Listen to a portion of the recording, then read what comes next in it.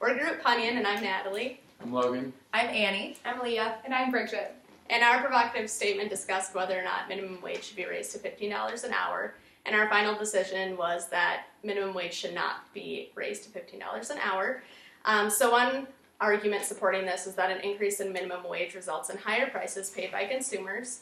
There's a few statistics that support this. Some experts claim that while household incomes increase on average by $250 per quarter, in response to a $1 increase in minimum wage, spending increases on average by $700 per quarter. So this supports that it spurs an increase in spending, but also debt, which doesn't in turn make individuals better off.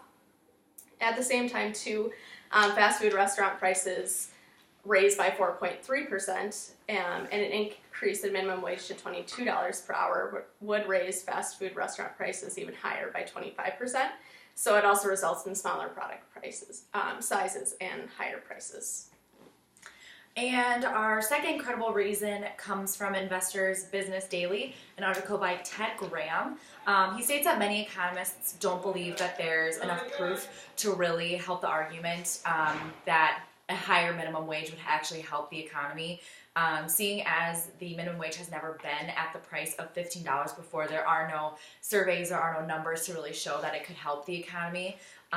There's an actual quote from an MIT professor saying, something along the lines of just that there is no real reasoning that it could be beneficial. It's not impossible, but it's also not proven, which just kind of makes it a risky move if there's no proof in general. Our third reason is a high percentage of minimum wage workers are very young and are not providing for a family. Therefore, raising the minimum wage does not lead to less poverty. The U.S. Bureau of Labor Statistics found that half of workers who are paid hourly, the hourly minimum wage are under the age of 25, and many of these minimum wage jobs are held by very low skill level positions, and these are held by young adults. So a couple of losses and counter arguments against our decision would be, first, that living in poverty has been shown to have detrimental psychological effects. The psychologist Laura Smith found that living in poverty has causal linkages to diminished physical and emotional well-being, and that income sufficiency could actually reverse these effects. However, another study found that a 10% increase in the minimum wage was associated with an 8.8% reduction in employment and an 11.8% decrease in annual hours worked. So while it is ideal to think that the increasing the minimum wage would increase poverty, there's not necessarily evidence to show that. Another counter argument is that raising the minimum wage could provide a huge benefit to public health. According to Kim Christberg, who is the senior editor of the Nation's Health, people with incomes above the federal poverty line typically live 5 years longer than people who live below the poverty line. And additionally, David Mesler from the University of Chicago found that minimum wage is associated with changes in body mass index in adults. They explain that people who earn a minimum wage have about a 10% increase in average body mass. And finally, researchers found that higher wages also benefit state health care spending because higher wages reduce enrollment in Medicaid. And in the end, the benefits outweigh the losses because it's not proven that raising the minimum wage will directly affect public health. It's ideal, but we don't have significant evidence that this will work. So our group followed the process of forming, norming, storming, and performing. Our group formed on the basis of our strengths, so our diverse set of strengths set us up to perform well. In the norming stage, we discussed group expectations, which are laid out in our norms paper as well.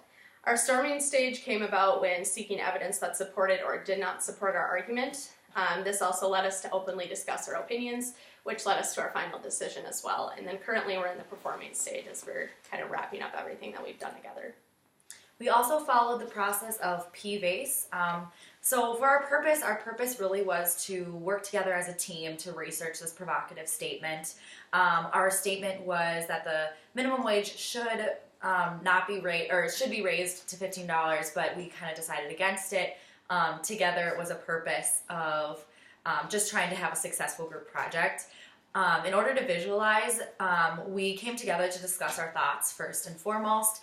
And then we also tried to visualize like what would give us success. So we visualized the final product. We wanted differing opinions. We wanted there to be different sides of the argument, different sides to the story.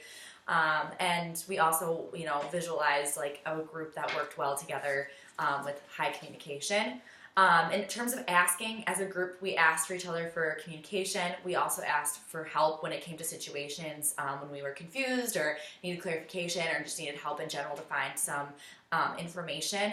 And then we also asked questions about the topic. So we asked why this topic matters. We asked what different opinions there were. And so just in general, we had a lot of asking. Strategizing, we just strategized by having different viewpoints, and we also wanted to use a strategy of communication through group messaging, through Google Docs, in order to have the success.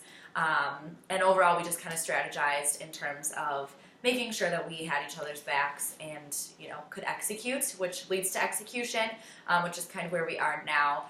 Overall, we just wanted to continue to have respect for everyone's opinions and work hard to have success in the final stage. We also used the idea of seeking to understand. We came into we met for the first time. We all kind of had an idea of what we thought, and throughout the whole process, we really tried to look at each other's viewpoints and understand where they were coming from, and this helped us be able to come up with our final idea that the minimum wage should not be raised. So kind of some things we learned throughout this whole process. We learned that everyone brings a different and useful perspective to the discussion of an issue. So no matter if people agree and kind of have the same type of opinion on the issue, they bring a different perspective to it, and they bring a different side of the argument. And going off of that, an argument needs to be looked at from all sides. There's many different pros and cons to each issue. They're not always black and white. So we need to make sure that we look at an argument from all perspectives, from all issues, because they're going to affect people of all backgrounds and all different races and all that stuff. Another thing we learned is that having respect for everyone's opinions created an open space for everyone to voice their thoughts and talk through the issue. So people weren't afraid to speak out and say their opinions because everyone created an open space. And then finally, we also learned that educating ourselves about an issue should be the first step in deciding which side to take of the issue. All right. So I think that was our final project. Thank you for listening.